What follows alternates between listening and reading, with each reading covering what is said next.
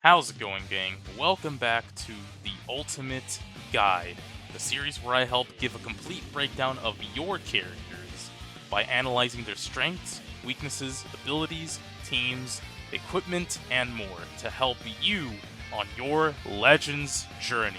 And this time, we'll be taking a look at Ultra Full Power Frieza from the 7th anniversary. Alright, but before we begin, I would also like to make some improvements to the Ultimate Guide series. What I mean is, I'll also be taking into consideration a character's stats, breaking down their full kit, as well as trying to simplify it to make it more understandable. I'll also be taking a look at a character's overall value, availability, and also limit break considerations, as well as its meta viability, the impact in the meta, and also considering the counter meta. So with that out of the way, let's continue with breaking down Ultra Full Power Frieza. So, starting off with Frieza's stats, with him being an Ultra, of course he has very high stats, and because he's a range type, his blast attack is very high at 276,000, give or take, depending on the title boost that you might have, or also arts boosting. His strike attack is also not bad at 256,000, and his defenses are pretty good with a slight edge in blast defense for that armor on his strike arts. So all around, he has very good stats, of course. Please keep in mind though that this is me looking at the stats at the max star level, but the point still is that his stats are very good. Moving on to his unique abilities, of course he has a very good starter ability with a ton of damage guard, draw speed, and also just the main highlight probably being endurance with 50% HP recovery.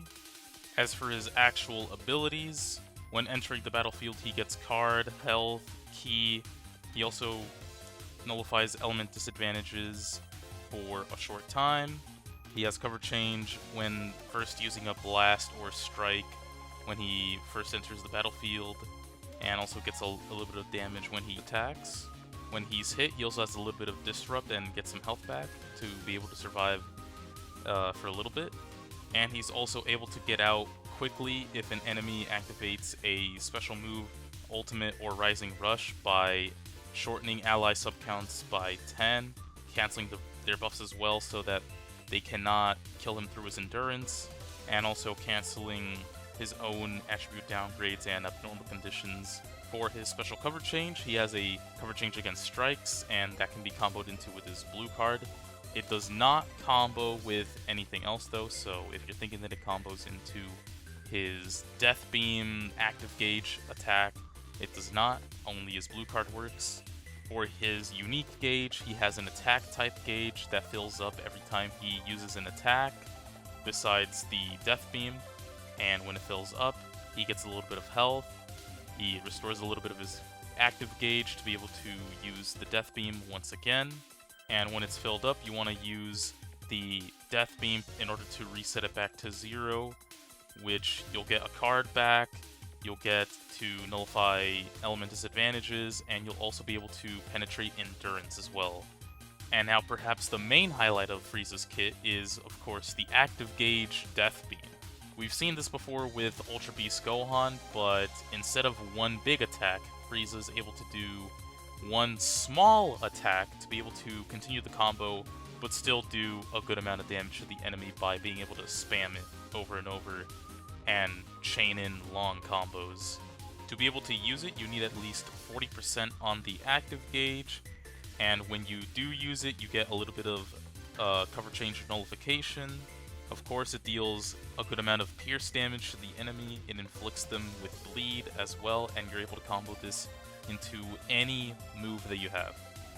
And it charges by simply just existing, I guess, and also by filling up the unique gauge. Let's also look at the main ability now that we've gone through his main kit. Of course, he's drawing his ultimate arts. He gets a little bit of health back. He restores the unique gauge completely, so you'll be able to fire off a Death Beam, get some damage, get some cards, all that, and you also get a Dragon Ball, so you could get that sneaky Rising Rush potentially if you're just one away.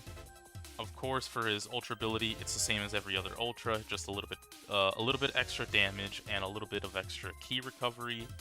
And for his Z ability, he's buffing Frieza Saga and Lineage of Evil with 42% to both blast attack and defense, as well as giving a bonus 5% ultimate damage for Lineage of Evil.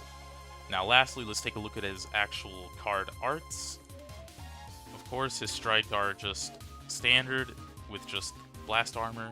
His blast actually fills up the active gauge by 5% whenever you use it, so if you're trying to fill up the active gauge, make sure to use primarily blast attacks.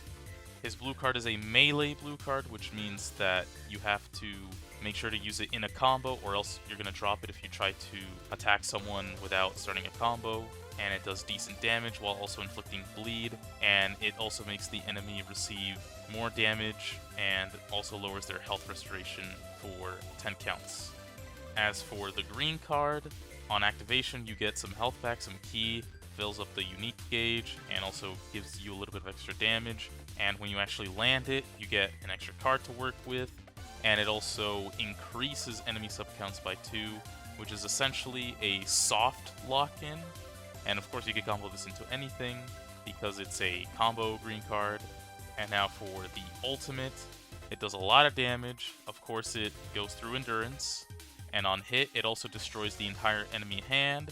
So even if you're not using it to finish anyone off, like to finish off the match, you can use this to destroy the enemy hand and to just cripple the enemy for a little bit. It also seals enemy blast arts, which can be very annoying. And also, all enemy sub counts get increased by 2, so what this means is they have to wait longer between switching, so yeah, pretty annoying stuff. And of course, the ultimate green and blue card all have blast armor as well. So that's going to do it for full Power Frieza's entire kit. I know that was a lot to go through, so quickly, let me just give a few highlights from his kit to simplify things a little bit. Pretty much, Frieza is just a damage and combo monster who has very high damage numbers in his kit, as well as the potential to just start a combo with his active gauge attack, or just keep a combo going by spawning in cards constantly. And one small detail about his active gauge attack, the Death Beam, is that the combo will keep going, but it acts as if you're doing like a long action, which means that it'll still draw cards even during the Death Beam. So that's why you're able to extend combos a lot longer. So that, with his high damage numbers, means you do a lot of damage and you do very long combos, making him one of the most annoying units in the entire game, and also one of the strongest just from the pure firepower that he has. So if Frieza catches you even once, just expect that you're probably going to lose a unit in the process. Or if you're the one using Frieza, expect to do a lot of damage for basically no risk at all. Now that we've taken a look at Frieza's kit and abilities, let's go ahead and talk about some recommended equipments for Frieza. Seeing as Frieza is a range type, as I've mentioned, going with equipments that boost a lot of base blast attack or pure blast attack would be a good idea. So an equip like the 10 times Kamehameha equip that you can get from Legends ranking rewards would be a good idea, since it gives 45% base blast attack with a little 30% blast defense to go along with it as well. Of course, we can't forget about some of the co-op equipment that you can get as well, which, as is pretty standard, when you have 3 battle members of a specific tag, you get a boost of pure strike and blast attack in both slot 2 or 3, as well as either like special move, ultimate, or health, or anything like that in the first slot as well. So these are just a few co-op equipments that you can also use on Frieza. This equipment right here, it's almost unbelievable that you would choose to face me, is also a co-op equipment, I believe, but unlike other co-op equipment, this one you can place on Frieza by himself to get the blast bonus, but you are going to want to run a Saiyan if you want the strike attack, but you don't really need it. But it would be nice if you could also get that effect off. And lastly, for the unique equipments, there's this non-co-op equipment that you can just get from the the equipment collection, which is for Frieza Saga characters. That gives a little bit of health, some double defense, and also blast attack. So just a good overall equipment as well, especially for that health bonus. Of course, we also have some awakened gold equipment here with the Golden Frieza awakened equipment here with a little bit of strike defense, and most importantly, again, blast attack and some special move damage right here. This I'll destroy all of you equipment as well. One of the newer awakened equipments can also provide a lot of blast attack and special move, and also this equipment right here also gives a good amount of pure blast attack and also some health and special move. So yeah, basically you want to run a lot of equipments that give blast attack, base blast attack, some health, perhaps for a little bit of extra survivability, and also special move. And lastly, we have this PvP equipment that you can't get right now anymore, but you will be able to get this later from the Equipment Metal Exchange Shop. This one doesn't really have any offensive stats. It's more so just pure defenses, health, and a little bit of strike defense. Not the most insane on Golden Frieza. It's definitely better for Goku, which I'll cover in another separate guide. But if you want to build a more defense, if you want to build Frieza a little bit more defensively, perhaps because you have him at higher stars or something like that, you can also definitely run this. Not a bad equipment, but the other ones are much better. You can use some other assortment of equipments as well that give good blast attack or health or special move, but these are generally the ones that I recommend, and some of them may not be the most obtainable. However, they are very good on Frieza, so I highly recommend that if you can, then you should try grinding these equipment out. I know Awakened equipment is kind of hard to grind up, especially outside of Equipment Bonanza and stuff like that, but if you can, definitely try to go for it. Moving on to teams. In terms of teams, Frieza doesn't really have too many options right now. Currently, his best team is Namek Saga, which is his own team, and really you'd want to run that with the Goku as well, so unless you have Goku, the only other option you have at your disposal is Lineage of Evil, or as I'm going to shorten it to LOE. And right now, LOE is in a better spot than it's been, but I would wait until LOE gets a bit more buffs, perhaps soon with whatever the next campaign is. So if LOE gets buffs later this year or whenever, then I would say run him on LOE as well if available to you. Besides that, there really isn't anything, but Frieza at least is quite self-sufficient, so you could run him on a leader slot on some other team that you have better characters for, and that could work for you if you really don't have any other options at all. But I wouldn't be too worried about him doing too bad outside of his main teams, as he's still quite strong. In terms of strategies for using full power Frieza, there really isn't much to talk about, as he is pretty much just a one-man army who's going to come in and destroy everything in his way. But some general advice is just that you should be starting off combos with another character, such as Goku with his AoE green card, the Super Saiyan Ultra, and then you just switch in with Ultra Full Power Frieza, and then just start a endless combo on the poor victim of your choosing. Or, I guess, if you're the one on the receiving end, then you're gonna get comboed for a long time until someone's probably dead.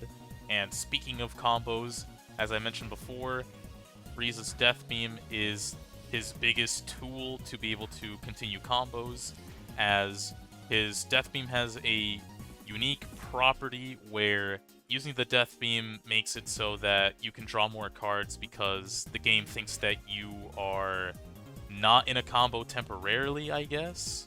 You can also get more cards by using the Death Beam when the unique gauge is full, so basically the way that you want to play Frieza is you fill up his unique gauge as much as possible, and then if it's full, you Death Beam, use the green card to also fill up the unique gauge more, which will also help you fill the Death Beam more. So basically you're just managing both gauges in order to maximize your combo. And if you do everything correctly, you should even get to the point where the game starts to, like, freeze the sub counts on your characters and your key recovery because of how long you're comboing. It's actually happened to me a couple of times when using Frieza.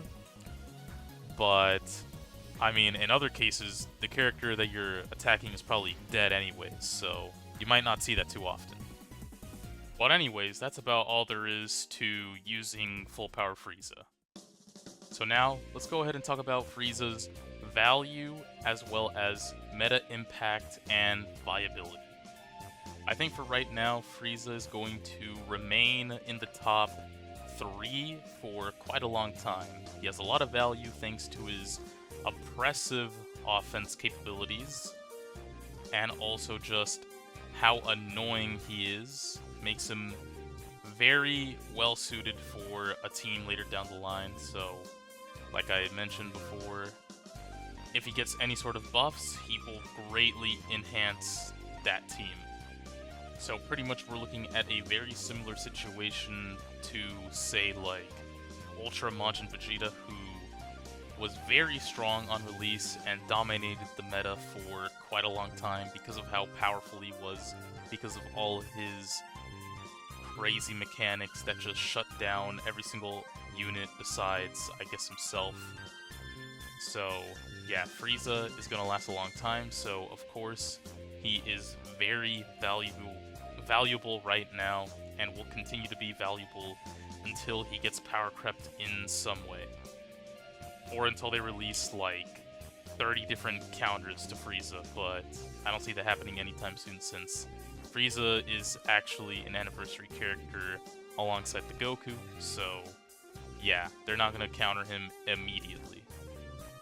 He's also quite easy to get, or at least was easy to get, because of his Ultra Banner having triple rates, and on top of that, if you did manage to pull him, there was also the free 1000 Z power that you could get from an event that was going on during the 7th anniversary. Well, right now, that stuff has already gone away, but if you manage to do it, then you should have Frieza at about 7 stars or higher if you manage to get another copy, or, I don't know, max him out or something if you got lucky. Which is another thing to bring up. Just the fact that you're able to get essentially a free quote-unquote copy of Frieza just makes him one of the more plug-and-play Ultras. Basically just, if you pull him, you can instantly use him, and like he'll be good for like as long as you need him to be, or until like, again, he gets countered. So, yeah.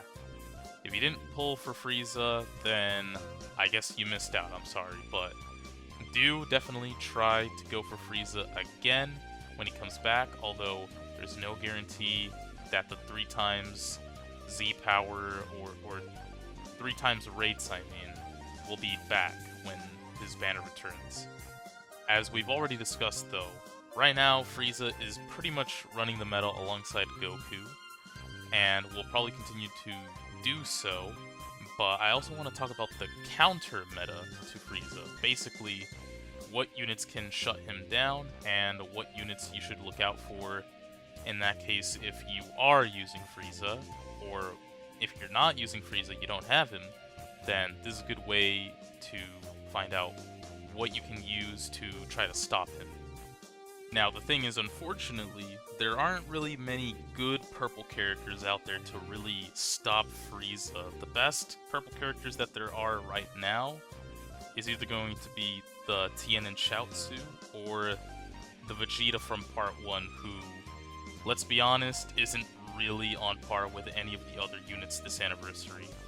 So, you're pretty much just left with Tien, or some other character from Part 2 or 3. But I'm sure that later down the line, Frieza will eventually get a counter, so you should probably use that character whenever that comes out. But for now, I guess the best strategy I have for you is to use characters that have like a second life, like the Vegeta from Part 2 that's a revival, and then Goku as well, which, I mean, yeah, the counter to Frieza being Ultra Goku from the same part as him, who is also an Ultra, kind of not the most accessible counter to Frieza, but I mean, as long as you have Goku, then at least there's something to help you stop Frieza. Besides that, really, the only good counter there is literally himself, because he can also because he can nullify endurance on his death beam. Ironically, he also is his biggest enemy, which I guess sort of fits if you really think about it with what happens to him in the anime. But yeah, that's gonna do it for the counter meta discussion, and we've already pretty much discussed like the actual meta viability of Frieza and the meta impact, so no real need to discuss it all over again. Alright, with that being said, let's go ahead and give Frieza the final rankings. Just like before, I'll be ranking Frieza based on offenses, defenses, teams, aesthetics just for fun, usability, and giving my final overall rank to round things off, which will determine Frieza's overall grade. So for offense, of course, I'm going to be giving Frieza a godly rank in terms of offense. You probably kept hearing me talk about his offense, and you probably wanted me to shut up about it. But yeah, it's pretty obvious that his offenses are very, very good. Probably the best thing about him. So yeah, of course, godly. As for his defenses, they're not the most incredible, but they're also not bad. So that's why I'm going to give it a Z. He has some pretty annoying disrupt, and he also has endurance, which he can also cancel buffs in his kit, which means that if you're going to try to nullify his endurance, you might have a little bit of trouble. So yeah, just for that, he gets a Z rank in terms of defense. He's also somewhat tanky anyways because of his ultra stats, but yeah, his ability to tank because of endurance and also his stats, as well as his small little bit of disrupt, definitely lets him survive for a lot longer to be an annoying little monster that just like eats away at your team. So yeah. As for teams, I'm gonna give this one an A because, again, there's only really 2 teams that he's on, and while they are both pretty good, one of them is kind of just very jumbled together, which is LOE, unless, like, soon he gets some LOE buffs for himself. And for the Namek Saga side, like, literally the only good characters on that team are himself and the other 2 from Part 3, which is the Krillin and the Goku. So, yeah, his teams are kind of non-existent, but they are good, which is kind of strange, but yeah, A, until he gets some more buffs. But honestly, I don't think anyone wants him to get any more buffs until, I don't know, he gets a little bit of a counter to keep him in check. As for his aesthetics, I'm gonna go ahead and give it a Z+. He has very good animations, his model looks very good, and just everything about him is definitely Frieza. Like, they cooked really hard with those animations, and also the voice lines too. Like, if you have game audio on, and if you don't already, you should turn it on.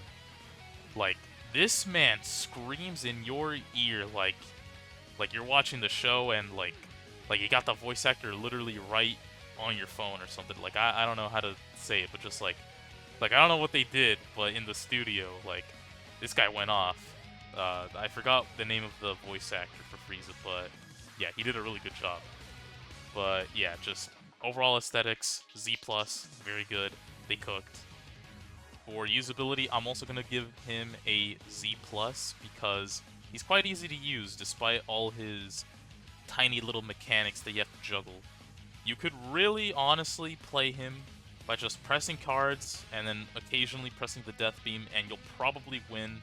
You could probably win blindfolded, honestly, if you just keep spamming cards. Eventually, your opponent will get confused and just run into your blast.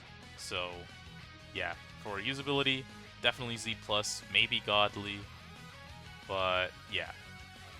So, all that for an overall final rank of godly.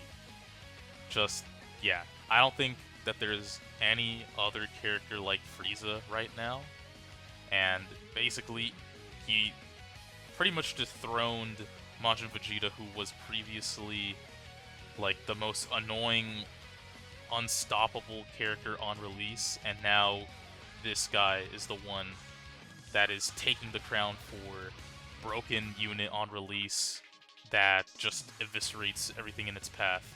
So, yeah, pretty much that's going to do it for Ultra Frieza. If you have any other comments, any other thoughts that you might have about Ultra Full Power Frieza, or anything related to this Ultimate Guide or the Ultimate Guide series as a whole, go ahead and let me know in the comments below. Make sure to like the video if you enjoyed it, and I'll see you in the next one. Take care, gang.